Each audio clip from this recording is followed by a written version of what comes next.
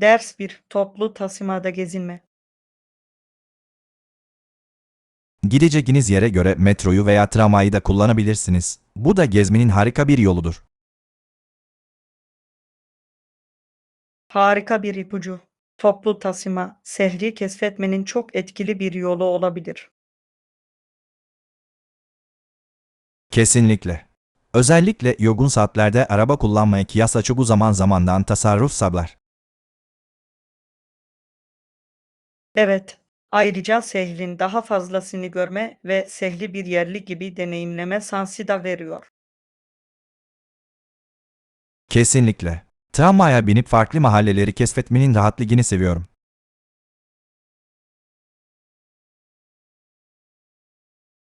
Ben de.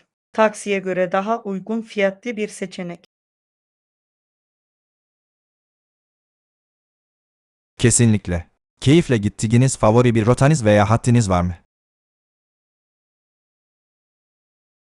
Tarihi bölgeden geçen hattı kullanmayı çok seviyorum. Mimariyi görmek her zaman büyüleyici oluyor.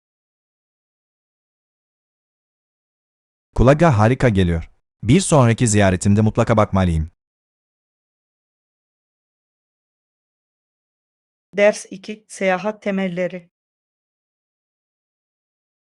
Bana başka tavsiyeleriniz var mı? Daha sıcak bölgelere gidiyorsanız yanınıza güneş kremi ve sivrisinek kovucu almayı unutmayın. Çok doğru bir tespit. Konforlu bir yolculuk için güneşten ve böceklerden korunmak şart. Evet, bu maddeleri gözden kaçırmak kolaydır. Ancak deneyiminizde büyük bir fark yaratabilirler. Kesinlikle. Bunları mutlaka paketleme listeme ekleyeceğim. Harika. Ayrıca kesif yaparken susuzluğunuzu gidermek için yanınızda yeniden kullanılabilir bir su şişesi getirmeyi de düşünebilirsiniz. Akıllıca bir fikir. Özellikle bütün gün dışarıda olduğunuzda bol su içmek çok önemli. Elbette. Uygun şekilde valiz hazırlamaya gitmeden önce hava durumuna da bir göz atalım. İyi düşünmüşsün. Seyahatim sırasında her türlü hava koşuluna hazırlıklı olmak istiyorum. Ders 3. Teknik sorunlar. Aslında geçen hafta telefonumda bir sorun yaşadım, sürekli donuyordu. Aman tanrım. Ne oldu? Çok sinir bozucu görünüyor. Sanırım düzgün yüklenmemiş bir yazılım güncellemesinden kaynaklanıyor olabilir. Bu gerçekten can sıkıcı olabilir. Yeniden başlatmayı veya biraz yer açmayı denediniz mi? Evet yaptım. Yeniden başlatmak biraz yardımcı oldu ama yine de biraz gecikme oldu bunu fark ettim. Belki başka bir güncelleme olup olmadığını kontrol etmenin veya fabrika ayarlarına sıfırlamayı düşünmenin zamanı Çok gelmiştir. iyi fikir. İnceleyeceğim, seyahatlerim sırasında bu sorunlarla uğraşmak istemiyorum. Kesinlikle.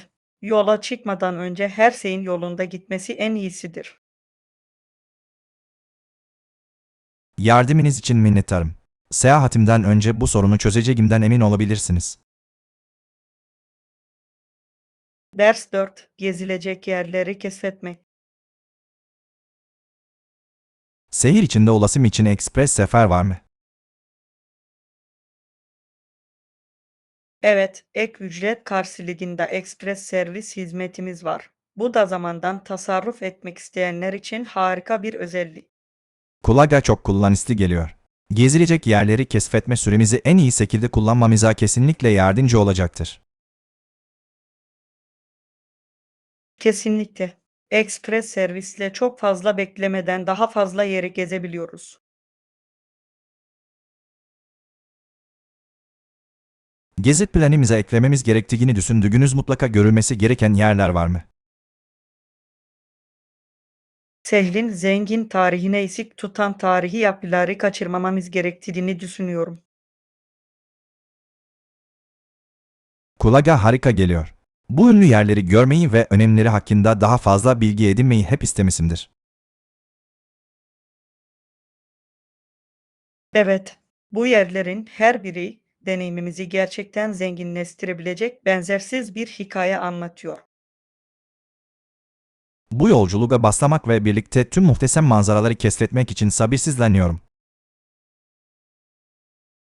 Ders 5: Sebze tercihleri.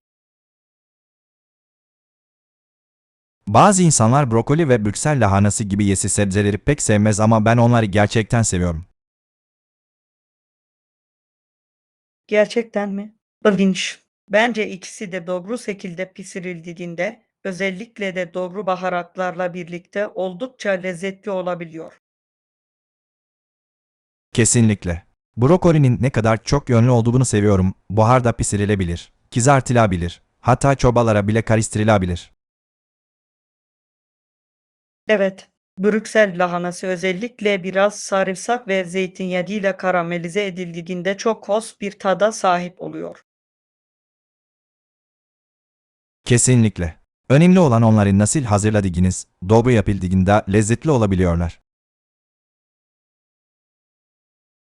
Katılıyorum. Bu besleyici sebzeleri tat tercihleri yüzünden ne kadar çok insanın kaçırdığını görmek şaşırtıcı. Evet. Keşke onlara bir sas verselerdi. Belki de yeni favori yemeklerini keşfederlerdi. Kesinlikle. Hadi bir ara bu sebzelerle yeni bir tarif yapmayı deneyelim. Bunu çok isterdim. Farklı yemekleri keşfetmek, onları daha çok takdir etmemize yardımcı olabilir. Ders 6: Tarihsel yansımalar. Günümüzde Nova Scotia'da bulunan Port Royal'daki tortunun çok zengin bir tarihi var. Sizce de öyle değil mi? Evet, büyüleyici. Port Royal ve diğer kolonilerin başarıları nesli çikisi olsa da hikayeleri oldukça ilgi çekici. Kesinlikle. Bu ilk yerleşim yerleri birçok zorlukla karşı karşıya kalmış, ancak yine de tarihe önemli katkılarda bulunmuşlardır. Kesinlikle. İnsan eğer o koloniler gelişmiş olsaydı dünyamızın ne kadar farklı olacağını merak ediyor. Bu tarihi mekanları keşfetmenin bugün bize değerli dersler verebileceğini düşünüyorum. Evet, geçmişi anlamak, bugünü takdir etmemize ve geleceğimizi şekillendirmemize yardımcı olur. Bu tarihi yerleri ziyaret edip, önemleri hakkında daha fazla bilgi edinmeyi çok isterim. Ben de. Gelin ilk yerleşimlerin tarihini birlikte keşfetmek için bir gezi planlayalım. Kulağa macera gibi geliyor. Zengin kültür ve hikayelere dalmak için sabırsızlanıyorum. Ders 7: Alışveriş buluntuları.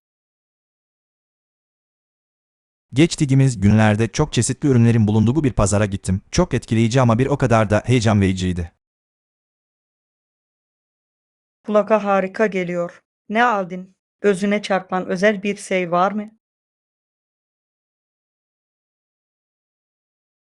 Başka hiçbir yerde bulunması zor olan el yapımı el sanatları ürünleri ve eşsiz atıştırmalıklar aldım. Harika. Yerel kültürü yansıtan yerel ürünleri keşfetmeyi çok seviyorum. Kesinlikle. Alışveriş deneyimini çok daha anlamlı kılıyor, değil mi?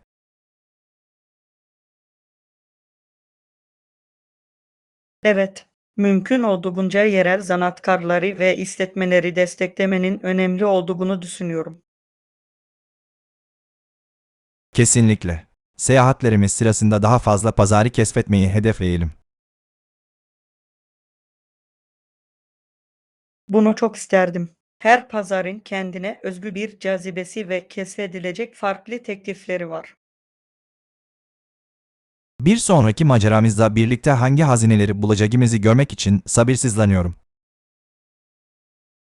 Ders 8: Saç kesimi kararları. Kısa yol almayı düşünüyorum. Hem eğlenceli hem de sık olabilir. Doğru. Kısa saç kesimi görünümünüzü gerçekten değiştirebilir ve bakımı çok daha kolay olabilir. Kesinlikle. Kısa saçın daha kullanışlı olduğunu duydum. Özellikle sıcak havalarda. Evet, bu aynı zamanda stilinizi tazelemenin ve hatta belki de yeni bir şeyler denemenin harika bir yoludur. Ama böylesine büyük bir değişiklik yapma konusunda biraz gerginim. Bu tamamen anlaşılabilir bir durum. Belki de tam bir kısa yola başvurmadan önce bir düzeltmeyle başlayabilirsiniz. Harika bir fikir. Değişime bunalmadan uyum sağlamama yardımcı olur. Kesinlikle. Ayrıca ilk kesimi beğenirseniz her zaman daha kısa yapabilirsiniz. Bunu düşüneceğim ve belki yakın zamanda bir randevu ayarlayacağım. Ders 9 Sakeslerin etkisi. Sakesper'in dile pek çok kelime kazandırdığını biliyor muydunuz?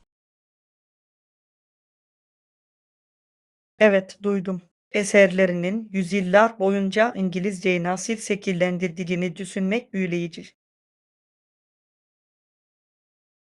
Kesinlikle. Bugün kullandığımız birçok ifade onun oyunlarından ve sonelerinden gelmektedir. Kesinlikle. Dil konusundaki yaratıcılığı gerçekten dikkat çekici ve günümüz yazarlarını etkilemeye devam ediyor. Onun etkisini tartışmanın, İngiliz dilinin zenginliğini takdir etmemize yardımcı olacağını düşünüyorum. Evet, dilin zaman içinde nasıl evrildiğini ve uyum sağladığını görmek şaşırtıcı. Onun daha az bilinen eserlerini keşfetmeyi ve keşfedebileceğim yeni ifade biçimlerini görmeyi çok isterim. Harika bir fikir gibi görünüyor. Gelin sihirlerine ve oyunlarına birlikte bakalım. Sabırsızlanıyorum. Bu, dil ve edebiyat anlayışımızı derinleştirmenin eğlenceli bir yolu olacak. Ders 10 Etkili zaman yönetimi. Zamanımı etkili bir şekilde yönetmeye çalışıyorum. Görevleri önceliklendirmek önemli. Kesinlikle. Öncelikleri belirlemek en önemli görevlerin önce yapılmasını sağlamaya yardımcı olur. Evet, büyük projeleri daha küçük parçalara bölmenin onları daha az bunaltıcı hale getirdiğini sıklıkla görüyorum.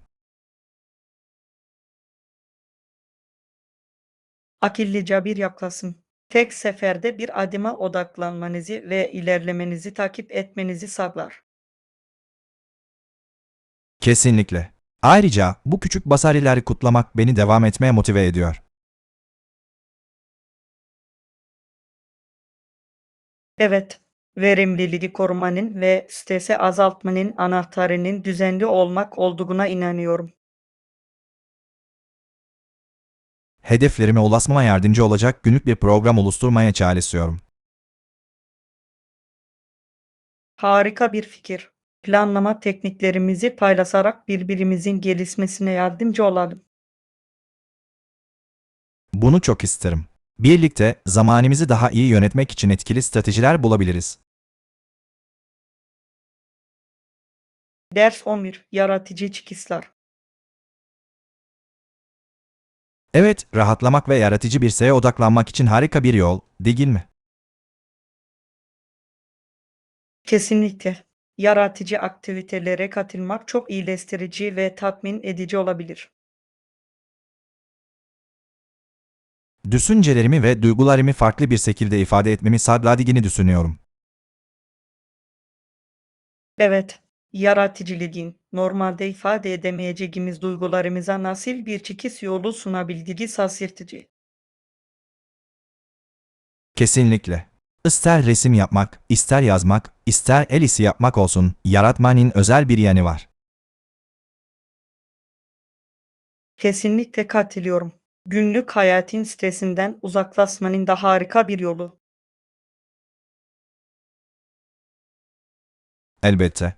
Yaratıcı yönümüzü keşfetmek için birlikte zaman ayıralım. Eğlenceli bir deneyim olabilir. Bunu çok isterim. Bir proje üzerinde işbirliği yapmak ilginç sonuçlara yol açabilir. Kesinlikle. Hadi birkaç fikir üretelim ve yaratıcılığımızın bizi nereye götüreceğini görelim. Ders 12. Varis planlarına yardımcı olmak. Elbette. Londra'ya vardığınızda size yardımcı olmaktan mutluluk duyarım. Çok naziksiniz. Londra'ya ne zaman varacaksınız? Cuma öğleden sonra ineceğim, böylece hafta sonunun tamamını seninle geçirebileceğim.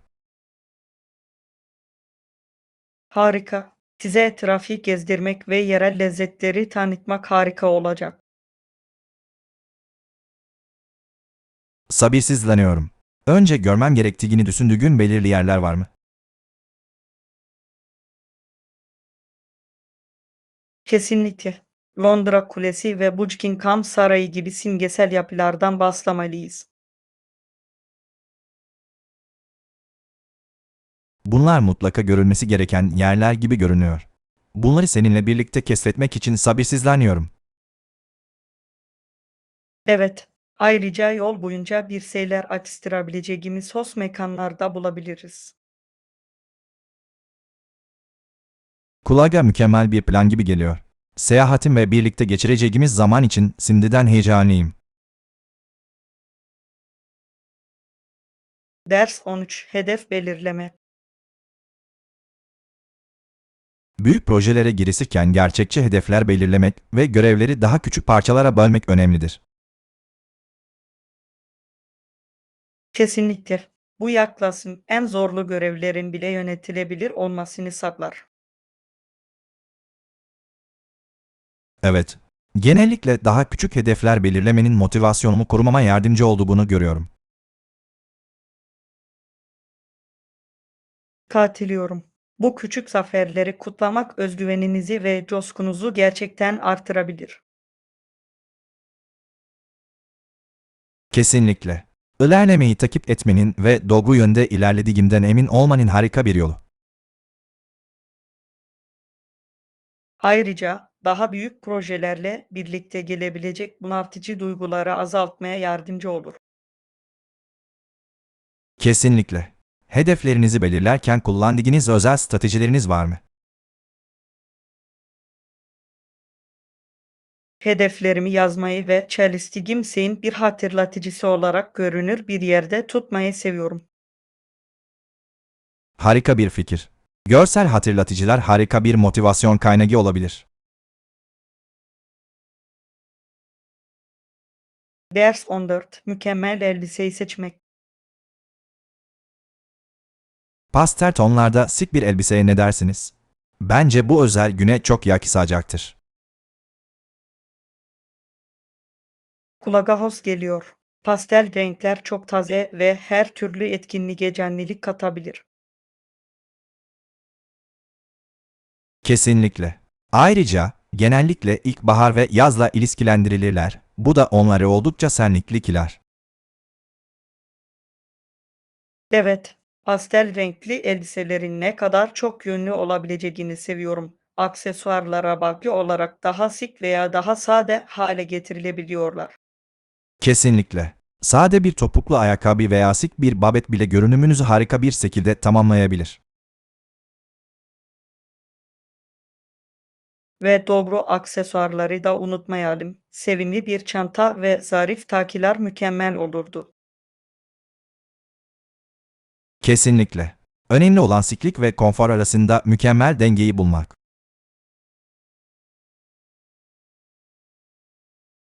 Ne seçeceğinizi görmek için sabırsızlanıyorum. Farklı stilleri denemek eğlencenin bir parçası olacak. Evet. Hadi gelin bir gün geçirelim ve birlikte butikleri keşfedelim. Ders 15. Banyo gelişimini keşfetmek. Zamanla insanların çoğu banliyölerde yaşamaya başladı ve zamanla bu bölgelerde mağazalar ve küçük alışveriş merkezleri inşa edildi. Evet, banliyö alanlarının yıllar içinde büyüyen nüfusun ihtiyaçlarını karşılamak için nasıl evrimleştiğini görmek ilginç. Kesinlikle. Yakınlarda dükkanların bulunması, insanların alışverişe ve günlük işlere yaklaşımını da gösterdi. Kesinlikle. Bu gelişmelerin toplum yaşamını ve sosyal etkileşimleri ne kadar etkilediği dikkat çekici.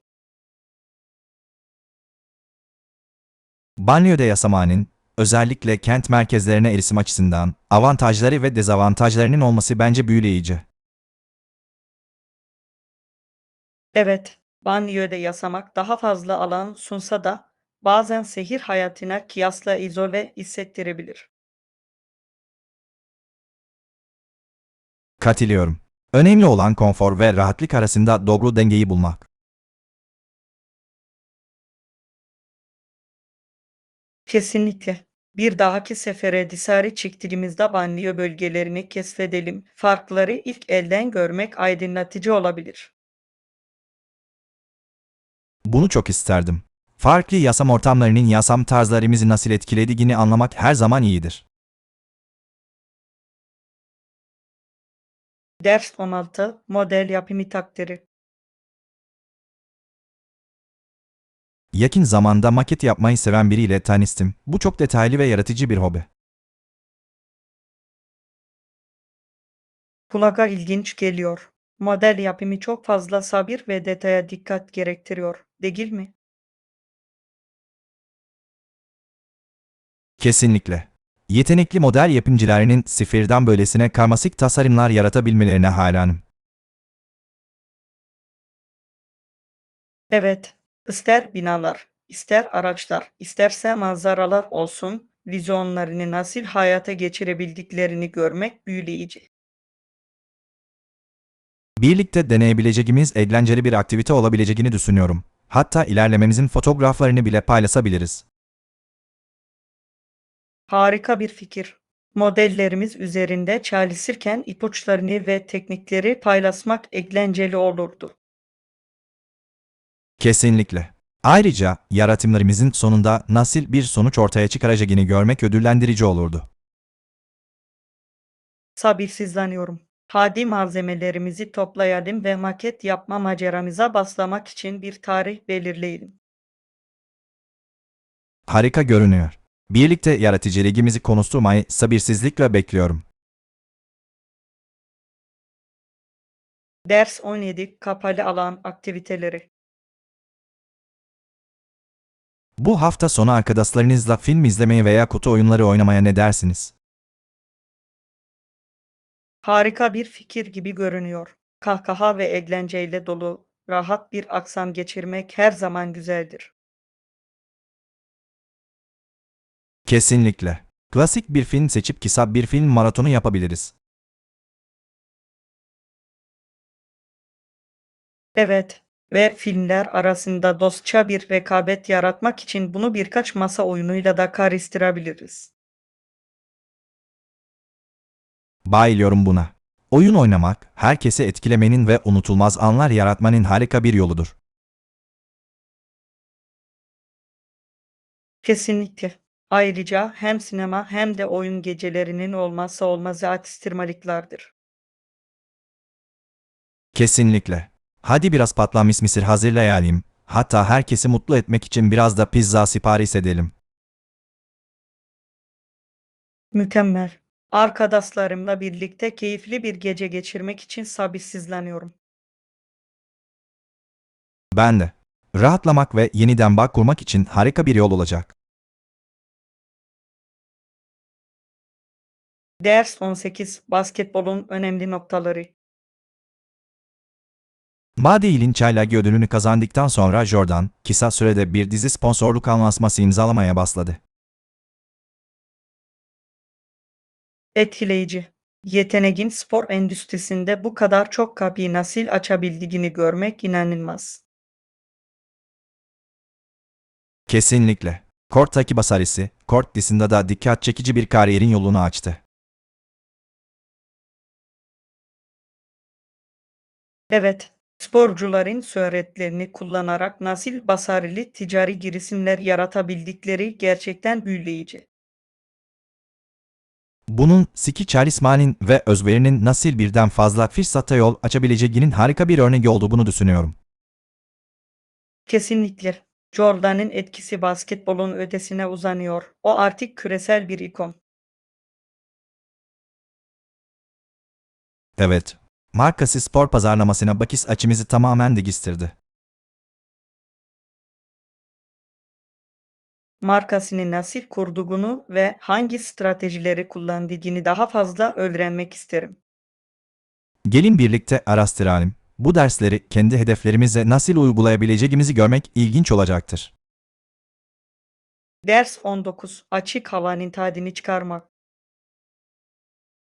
Umarım hava güzel kalır. Bu hafta sonu açık havada bazı aktivitelerin tadını çıkarmayı çok isterim. Ben de dışarıda vakit geçirmek, güneşin ve temiz havanın tadını çıkarmak harika olurdu. Kesinlikle. İster yürüyüş yapın, ister bisiklete binin, ister sadece piknik yapın, açık havada olmak çok ferahlatıcı olabilir. Kesinlikle. Doğanın ruhumu yükseltme ve zihnimi temizleme konusunda etkili olduğunu düşünüyorum. Evet. Eğlenceli bir şeyler planlayalım, mesela parka veya yakındaki bir patikaya gitmek gibi. Kulağa harika geliyor. Açık havada aktif olmak, rahatlamanın ve çevremizdeki güzelliğin tadını çıkarmanın harika bir yoludur. Katılıyorum. Ayrıca teknolojiden uzaklaşıp doğayla yeniden bağ kurmak için bir fırsat. Kesinlikle. Açık hava maceramız için yanımıza biraz atıştırmalık ve içecek almayı unutmayalım. Sabırsızlanıyorum. Güzel havanın tadını çıkarmanın harika bir yolu olacak. Ders 20. Muhteşem manzaralar. Muhteşem manzaralar ve kuzey ışıklarını görme şansı, kuzeyi ziyaret etmek için inanılmaz nedenlerdir. Kesinlikle. Kuzey ışıklarını deneyimlemek kesinlikle yapılacaklar listemde büyülü görünüyor. Evet. Gökyüzünde dans eden canlı renklerin o kadar çok fotoğrafını gördüm ki bizzat görmek nefes kesici olmalı. Hayal edebiliyorum. İnanmak için görmeniz gereken doğa harikalarından biri. Kesinlikle. Gelin bu olguya birlikte tanık olabileceğimiz bir yere seyahat planlayalım. Harika görünüyor. Işıkların yanı sıra güzel manzaraları keşfetmeyi çok isterim. Gece gökyüzü aydınlanmadan önce manzaranın tadını çıkarmak için gündüz yürüyüşüne bile çıkabiliriz. Evet, doğa keşfini muhteşem bir ışık gösterisiyle birleştiren mükemmel bir macera olurdu. Bu seyahati planlamaya başlamak için sabırsızlanıyorum. Unutulmaz olacak. Ders 21. Finansal hedefler.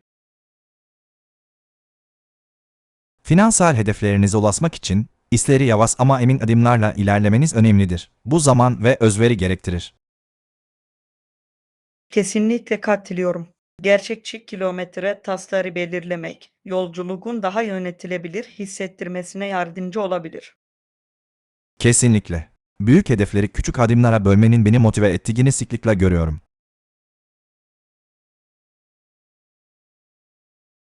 Evet, yol boyunca elde ettiğiniz küçük başarıları kutlamak özgüveninizi gerçekten artırabilir. Odaklanmanın ve bu hedeflere doğru neden çalıştığımızı kendimize hatırlatmanın önemli olduğunu düşünüyorum. Kesinlikle. Bir vizyon panosu veya günlük tutmak odaklanmanızı ve motivasyonunuzu korumanıza yardımcı olabilir. Harika bir fikir. İlerlememi takip etmeye ve planlarımı gerektiği gibi ayarlamaya başlayacağım. Bu konuda size destek olmaktan mutluluk duyarım. İlerlememizi paylaşmak ve birbirimizi cesaretlendirmek için düzenli olarak görüşelim. Heyecanlıyım. Birlikte birbirimize sorumluluk bilinciyle yaklaşmamıza ve finansal hayallerimize ulaşmamıza yardımcı olabiliriz. Ders 22 Bahçecilik ipuçları. Bu sezon daha çok gül, ayçiçeği gibi çiçekler mi yetiştiriyorsunuz? Evet, bahçeye çok fazla renk ve canlılık kattıklarını düşünüyorum ve bakımları da nispeten kolay. Kulağa harika geliyor. Canlı çiçeklerin her mekanı ne kadar güzelleştirebildiğini seviyorum. Kesinlikle. Ayrıca onları besleme ve çiçek açmalarını izleme sürecinden de keyif alıyorum. Büyüme mevsimi boyunca sabitlik kalmaları için herhangi bir ipucunuz var mı? Kesinlikle. Düzenli sulama ve yeterli güneş ışığı almalarını saklamak başarının en önemli faktörleridir. Bunu aklımda tutacağım. Zararları önlemek için düzenli olarak zararlı böcek kontrolü yapmanın da önemli olduğunu düşünüyorum. Evet, herhangi bir soruna karşı dikkatli olmak ileride çok fazla sorun yaşamanızı önleyebilir. Bahçenizin tam çiçek açmış halini görmeyi sabırsızlıkla bekliyorum. Muhteşem olacağa benziyor. Ders 23 Sabah selamları. Günaydın. Umarım bugün iyisinizdir. Günaydın. Evet, öyleyim. Ya siz? İyiyim, teşekkürler. Günün bize neler getireceğini merakla bekliyorum. Ben de verimli ve fırsatlarla dolu bir gün olacağını düşünüyorum. Kesinlikle. Hadi bunu en iyi şekilde değerlendirelim ve planlarımızı birlikte yapalım.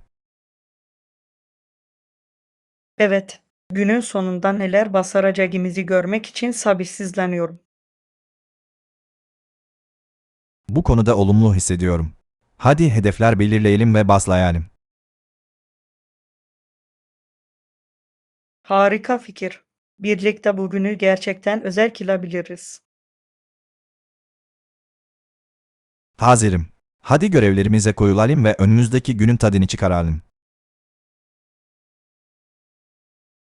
Ders 24 Giriş planları. Gezimizi düşünüyordum ve 15'inde giriş yapıp 18'inde çıkış yapmak istiyorum. Harika. O tarihler için oteli şimdiden ayırttınız mı? Henüz değil ama iyi bir odamız olduğundan emin olmak istiyorum. Ne düşünüyorsun? Kesinlikle. İhtiyaçlarımıza ve tercihlerimize uygun bir yer bulmak önemlidir. Katılıyorum.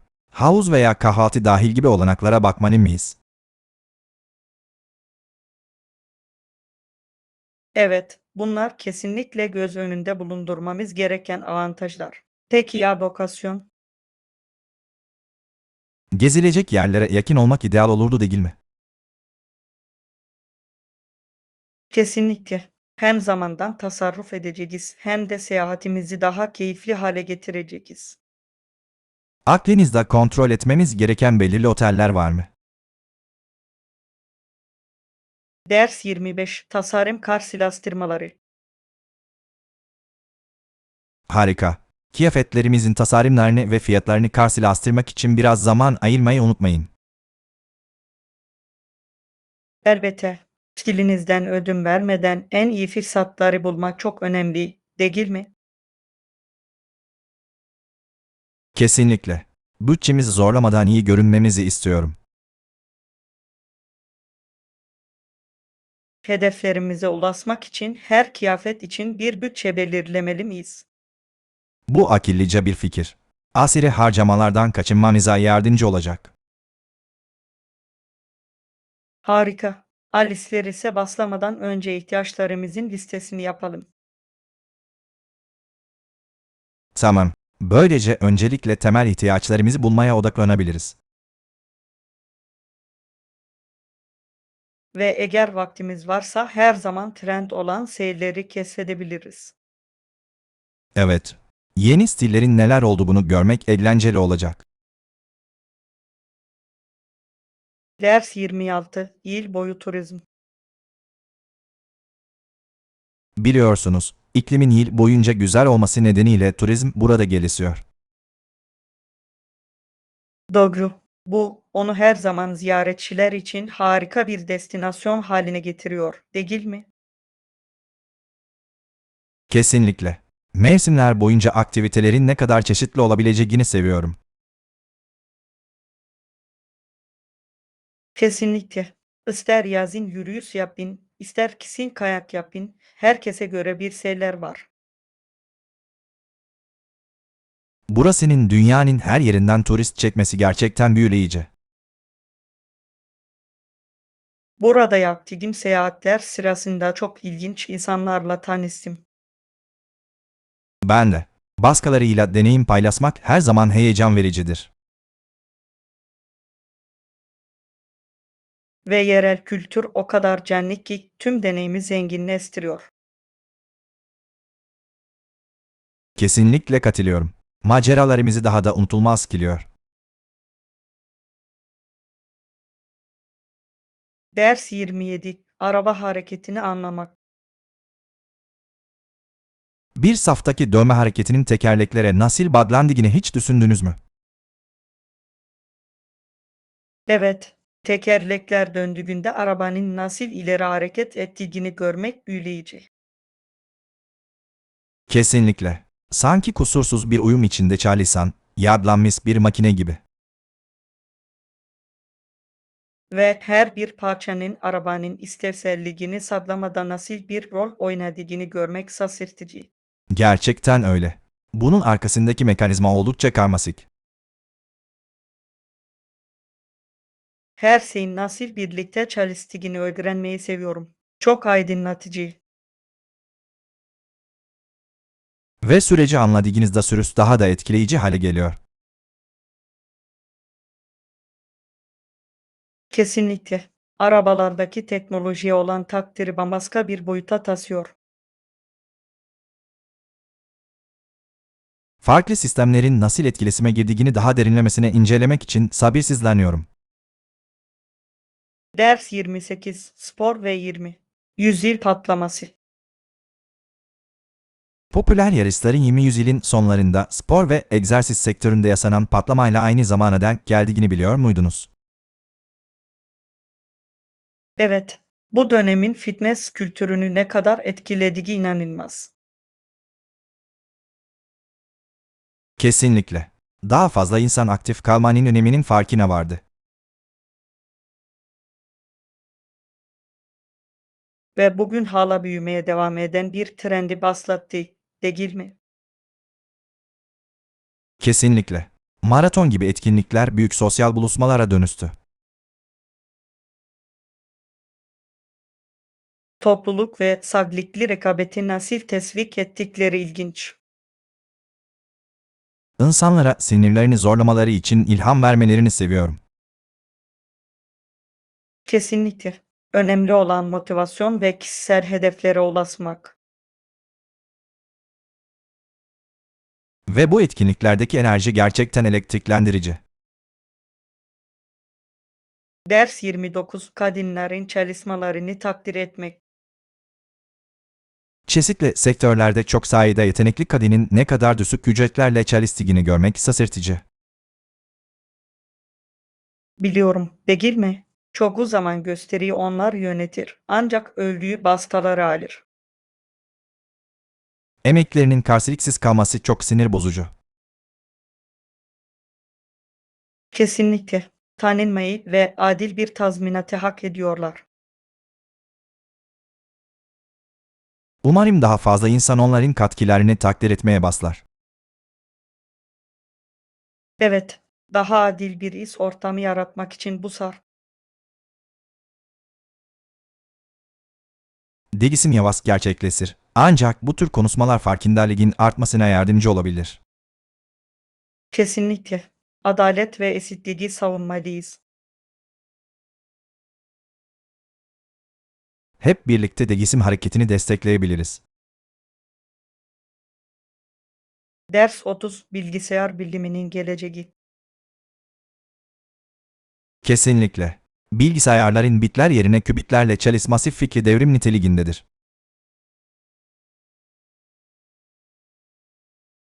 Gerçekten öyle. Kuantum biliminin her şeyi değiştirme potansiyeli var. Böyle bir teknolojiyle ne kadar hız ve verimlilik elde edebileceğimizi hayal edin. Evet, karmaşık problemleri geleneksel bilgisayarlardan çok daha hızlı çözebilir. Ve henüz öngöremediğimiz gelişmelerin kapısını açıyor. Olasılıklar beni heyecanlandırıyor. Sizce ilk büyük atılım ne olacak? Söylemesi zor ama tip ve kriptografi gibi alanları etkileyeceğine inanıyorum. Mantıklı. Etkileri çok büyük ve heyecan verici, değil mi? Kesinlikle. Teknolojik bir devrimin eşiğindeyiz.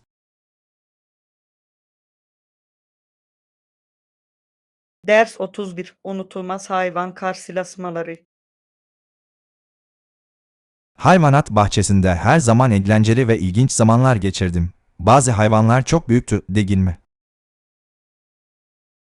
Evet, bu kadar görkemli yaratıkları yakından görmek büyüleyici.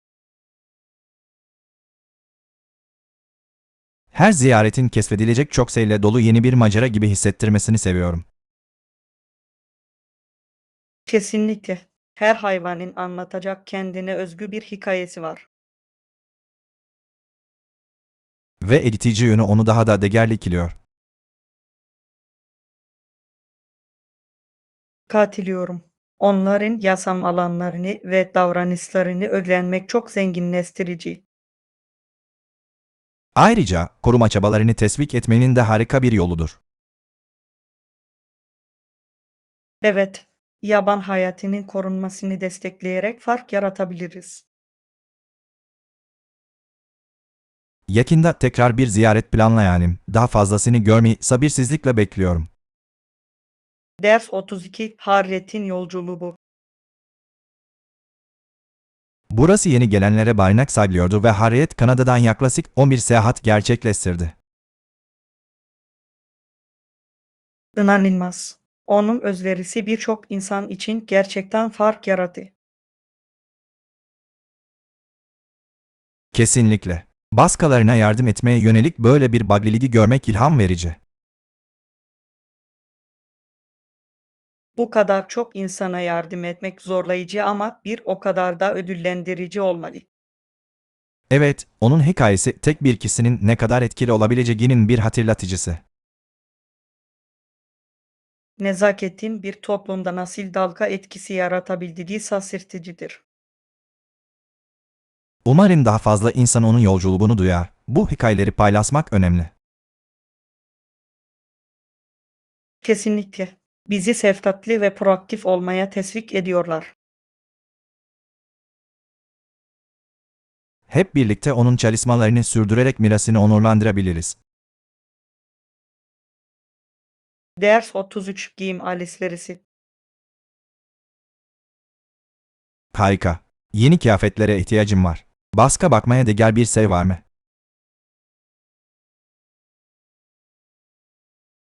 Evet, çeşitlilik için birkaç farklı mağazayı keşfetmek her zaman iyidir. Katılıyorum. Bazen en güzel keşifler hiç beklenmedik yerlerde olur. Kesinlikle. Ayrıca aklımıza gelmeyen yeni stiller keşfedebiliriz. Mevsimlik ürünlere mi yönelmeliyiz yoksa temel ihtiyaçlara mı odaklanmalıyız? İkisinin bir karışımı ideal olurdu.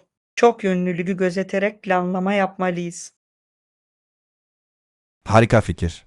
Böylece her duruma hazırlıklı oluruz. Ve bu seyahatimiz için bavul hazırlamamızı da çok daha kolaylaştıracak. Kesinlikle. Yola çıkmadan önce ihtiyaçlarımızın bir listesini yapalım. Ders 34 Deniz ürünleri keyfi. Deniz ürünleri tabagini deneyeceğim sanırım. Kulağa lezzetli geliyor ve bölgenin geleneksel yemeğini mükemmel bir şekilde temsil ediyor. Harika bir seçim. Deniz ürünleri genellikle kıyı bölgelerinde öne çıkan bir lezzettir, değil mi? Kesinlikle. Ne kadar taze ve lezzetli olabildiğini seviyorum. Peki ya siz?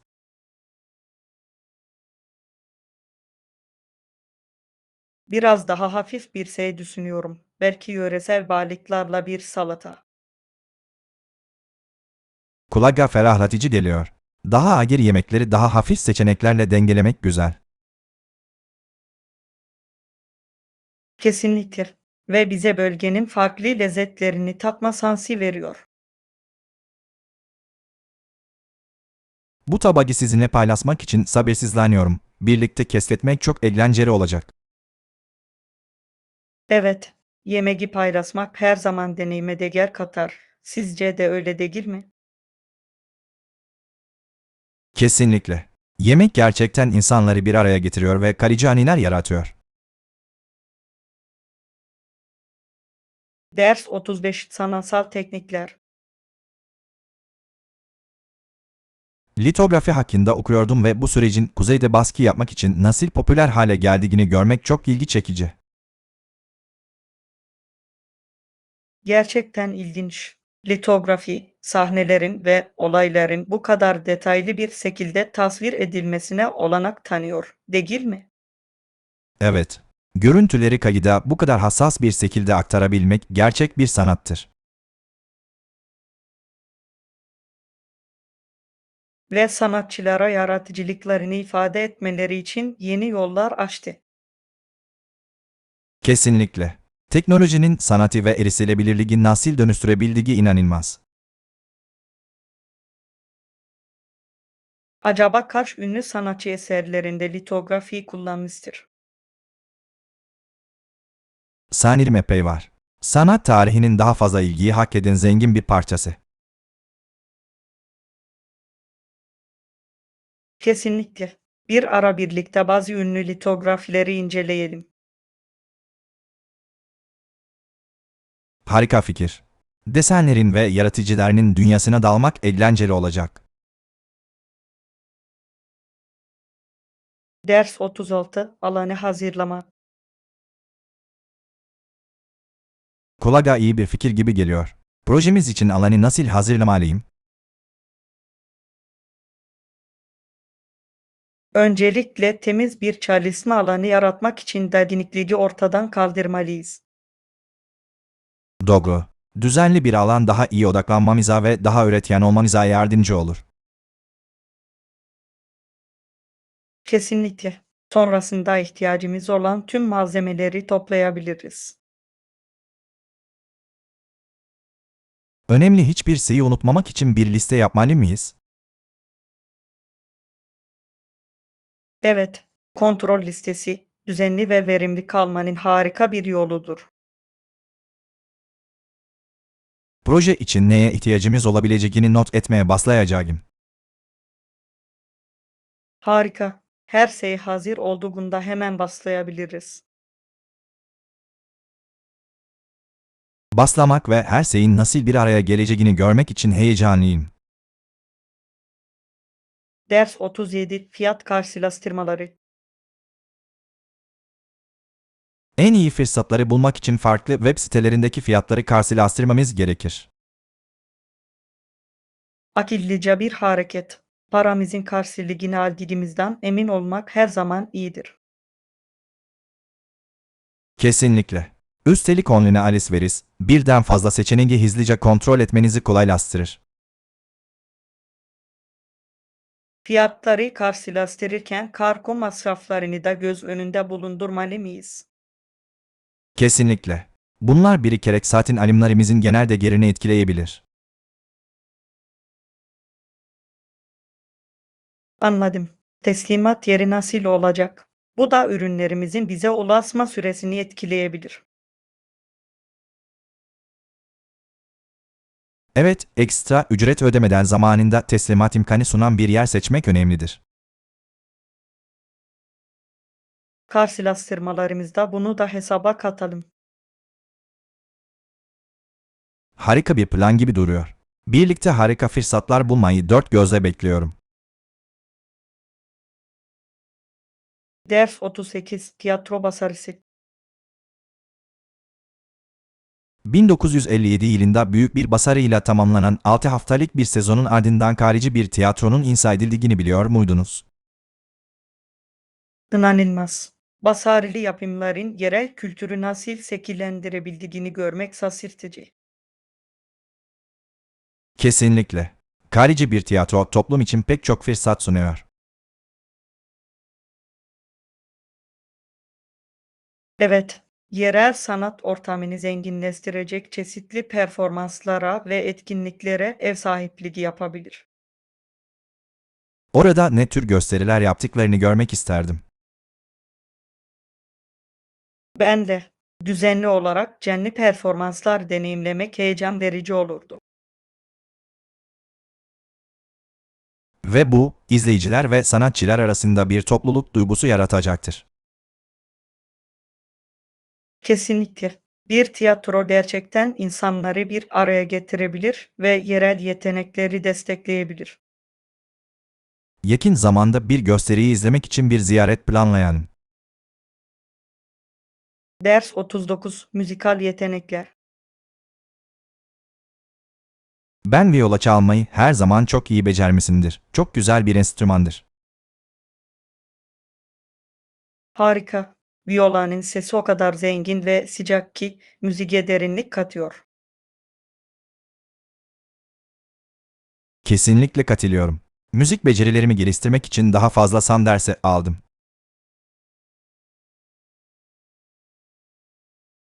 Harika bir kombinasyon gibi görünüyor. Şarkı söylemek, enstrüman çalma becerilerini gerçekten tamamlayabilir. Evet. Melodileri ve armonileri daha iyi anlamamıza yardımcı olur. Bir ara seni çalarken ve söylerken dinlemeyi çok isterim. Büyülü olmalı. Bunu sizinle paylaşmaktan mutluluk duyarım. Müzik çok kişisel bir ifade biçimidir. Kesinlikle. Duyguları bazen kelimelerin anlatamayacağı şekilde aktarabilir. Hadi gelin birlikte küçük bir müzik seansı planlayalım. Çok eğlenceli olur. Ders 40 ilerlemeye karşı bir tepki. Kadınların son 20 yılda kaydettiği ilerlemelere karşı şiddetli bir tepkinin görülmesi endişe verici.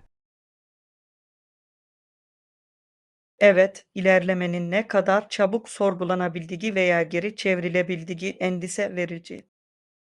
Kesinlikle. Eşitlik ve kadın hakları için savunuculuğumuza devam etmek çok önemli. Kesinlikle katılıyorum. Birbirimize destek olmanın önemini kabul etmeliyiz. Her türlü ayrımcılığa karşı durmak ve anlayışı teşvik etmek hayatı önem taşıyor. Evet, bu tür konuşmalar farkındalığı artırmak ve değişimi yönlendirmek için çok önemli. Birlikte fark yaratabilir ve olumsuzluklara karşı koyabiliriz.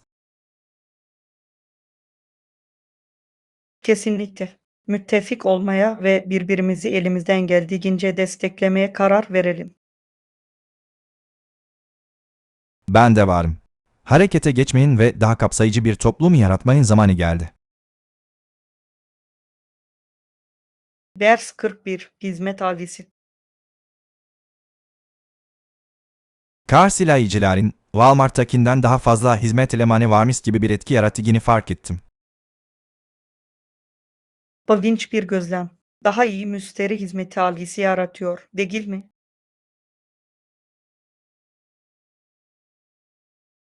Evet, mağazanın müşterilere karşı daha misafirperver ve ilgili hissettirmesini sağlayabilir.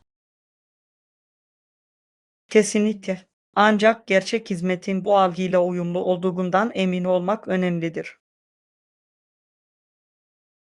Kesinlikle. Müşteriler ihtiyaç duyduklarında yardım alamazlarsa, bu durum sinir bozucu olabilir. Katılıyorum. Mağazaların müşteri ihtiyaçlarını karşılayabilmek için yeterli personel bulundurması hayati önem taşıyor. Bunu daha küçük mağazalarla mı karşılaştırmalıyız? Onlar genellikle daha kişiselleştirilmiş hizmet sunarlar.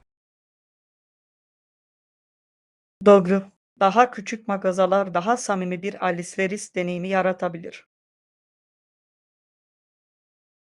Bir dahaki alışverişimizde bu farklılıklara dikkat edelim. Ders 42 cirit atmak. Bir diğer saha etkinliği ise cirit atmadır. Bu sporda sporcular mızrak benzeri bir cismi olabildiğince uzağa fırlatmaya çalışırlar. Evet, doğru. Bu etkinlikte başarılı olmak için güç, teknik ve hassasiyet gerekir. Kesinlikle. Sporcuların atışlarını geliştirmek için nasıl antrenman yaptıklarını görmek büyüleyici. Evet, kullanılan teknik ulaşacakları mesafeyi büyük ölçüde etkileyebilir. Yarışma sırasında yüzlerindeki konsantrasyonu ve odaklanmayı izlemekten büyük keyif alıyorum. Böylesine rekabetçi bir ortamda ellerinden gelenin en iyisini yapmalarını görmek heyecan verici. Ve kalabalığın heyecanı o anın adrenalinine katkıda bulunuyor. Kesinlikle. Sporcular arasında bir topluluk duygusu ve destek yaratıyor. Bir ara cirit yarışmasına gidelim beraber. Çok heyecanlı olur. Ders 43 Susi hazırladı. Sushi yapmak için çok heyecanlıyım. Bambu sushi mate almayı unutmayın. Rulo yapmak için olmazsa olmaz. Kesinlikle. OMAP süreci çok daha kolay ve düzenli hale getiriyor, değil mi? Evet. İyi bir sushi'nin anahtarı olan siki ve esit rulolar oluşturmaya yardımcı olur. Ve ihtiyacımız olan her şeye sahip olduğumuzdan emin olmak için kalan tüm malzemeleri toplamalıyız. Evet. Taze balık, pirinç ve sebzeler harika bir sushi deneyimi için olmazsa olmazdır. Lezzetleri artırmak için bazı sosları da düşünmeli miyiz? Kesinlikle. Soya sosu ve wasabi sushi'nin tadını gerçekten güzelleştirebilir. Başlamak için sabırsızlanıyorum. Eğlenceli bir yemek pişirme macerası olacak. Evet. Unutulmaz bir sushi gecesi yapalım. Ders 44 Üyelik avantajları. Düzenli ziyaretler için mekanın uygun fiyatlı olması harika. Bu da gerçekten herkesin burayı ziyaret etmesini sağlıyor. Kesinlikle. Bir hizmet bütçe dostu olduğunda daha fazla insanın düzenli olarak aktivitelere katılması teşvik edilir. Ve farklı üyelik seçenekleri sunduklarını duydum. Bunlar gerçekten çok cazip olabiliyor. Evet, çeşitli üyelik planlarının olması kişilerin kendilerine en uygun olanı seçmelerine olanak tanır. Kesinlikle. Farklı ihtiyaç ve tercihlere hitap ettiği için esnek bir tercihtir. Ayrıca sık sık ziyaret eden üyeler arasında bir topluluk duygusu yaratılabilir. Kesinlikle. Tanıdık yüzleri görmek ve zamanla bağlantılar kurmak güzel. Ve bu bağlantılar eğlenceli deneyimlere ve yeni arkadaşlıklara yol açabilir. Üye olmayı mutlaka düşünelim, degebilir.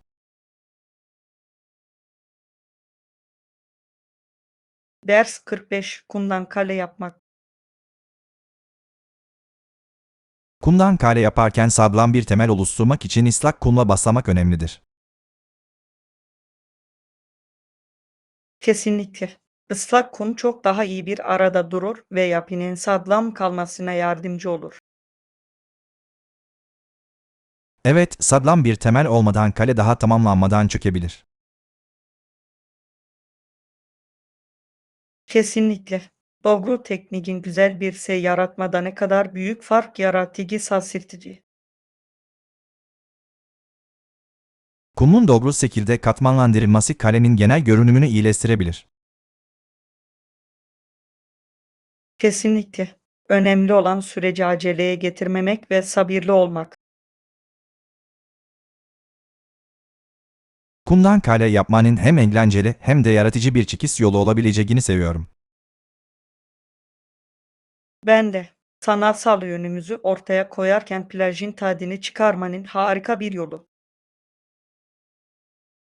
Yakında sahilde geçireceğimiz bir gün planlayalım ki birlikte bir gün yaratabilelim.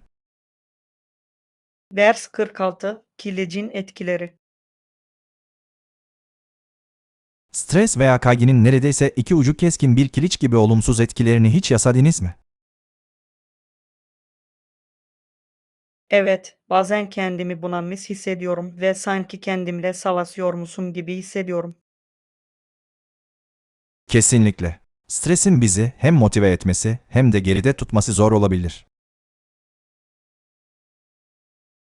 Katılıyorum. Önemli olan o dengeyi bulup duygularımızı etkili bir şekilde yönetmek. Bazen sadece bu duyguları kabul etmek bile onları istemenize yardımcı olabilir. Evet, bunu biriyle konuşmak çok büyük fark yaratabilir. Gerçekten öyle. Arkadaşlarımızın desteği, taşıdığımız yükü hafifletebilir. Ve bazen bu şekilde hissetmenin normal olduğunu kendimize hatırlatmamız önemlidir. Kesinlikle. Hepimiz insanız ve mücadelelerimizi paylaşmak anlayış ve şefkati besleyebilir. Ders 47. Renkleri katmanlamak. Resim yaparken acele etmemek gerekir. Renkleri katmanlar halinde uygulamak ve güzelce harmanlamak, göz alıcı efektler yaratabilir. Kesinlikle. Acele etmek bulanık renklere ve daha az cilali bir görünüme yol açabilir. Kesinlikle. Sabretmek sonunda gerçekten ise yarıyor, değil mi?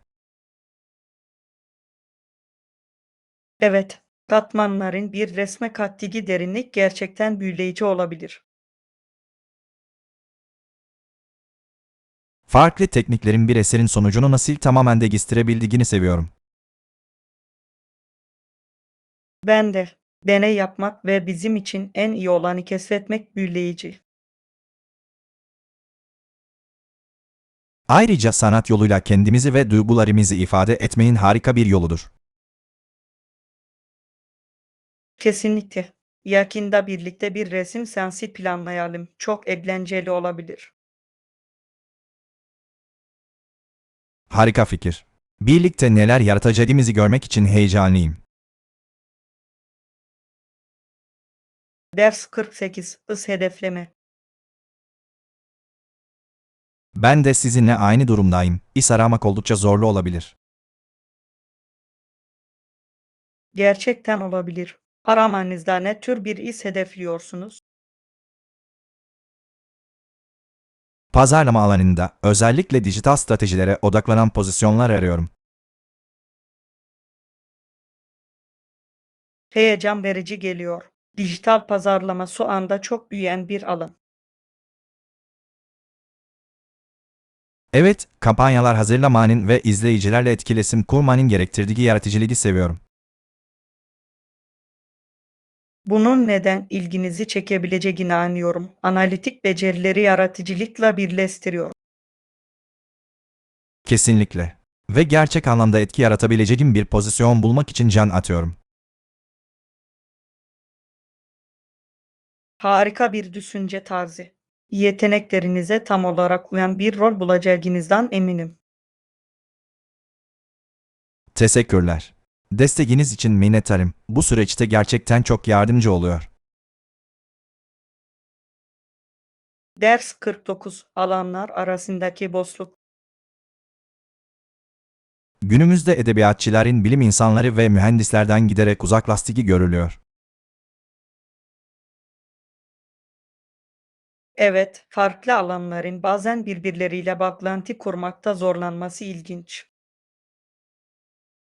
Kesinlikle. Çok az bilim insanı veya mühendis edebiyat okuyor gibi görünüyor ve bunun tersi de geçerli. Bunu talihsiz buluyorum çünkü her iki alanın da birbirine sunabileceği çok şey var. Kesinlikle. Bilim ve edebiyatın kesişimi inanılmaz yeniliklere yol açabilir.